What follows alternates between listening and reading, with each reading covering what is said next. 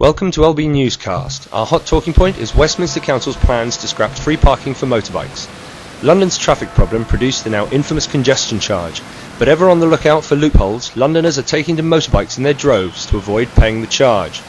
But this has had serious consequences for the borough's overstretched bike bays.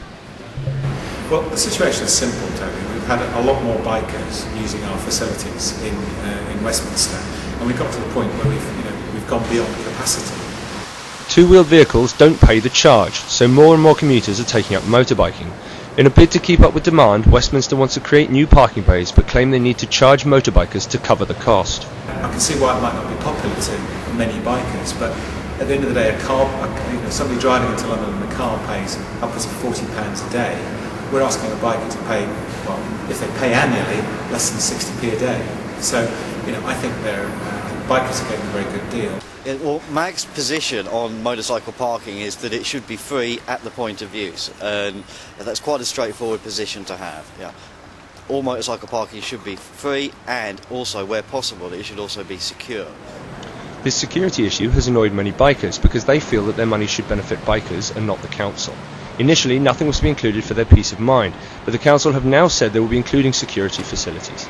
This is one way we're trying to reassure the bikers that this is not a revenue-raising exercise. I think it's ridiculous because they're meant to be non-profit making, but what they're saying is with the bays, it costs them money to install the security equipment with it, but they're going to get the money back on that in next to no time.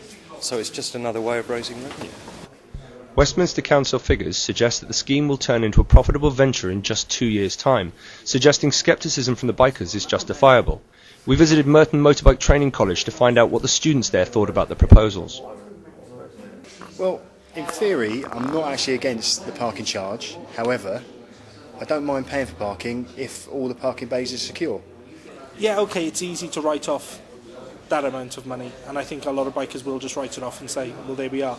But is this the tip of the wedge? Is it £60 this year, and then is it £70 next year, £80 the year after, £90 the year after, and then are we starting to tax that part of the community which finds it difficult to pay for transport in London anyway? Car drivers couldn't stop the congestion charge. Will the end of free parking signal charging schemes for bikers in the near future? Well, we're very happy to receive any constructive feedback on what we plan to do. The decision's being made now. We're just going to make sure we implement it correctly. If LondonBikers.com is anything to go by, they're in for a fight. There's already talk of demonstrations. There's already a petition that's been lodged with number 10 on the website. There's already a website that's set up to fight this. They're in for a fight. I think we should do like the French do. Just don't pay. Simple as that. If this happened in France, they'd stick the two fingers up basically and say we're not paying it. Lumpy. With motorbike use steadily rising in London, Westminster's decision to start charging bikers for what used to be free parking seems to be very unpopular with many in the biking community. But this debate is set to continue, so keep your eyes on LondonBikers.com to stay informed.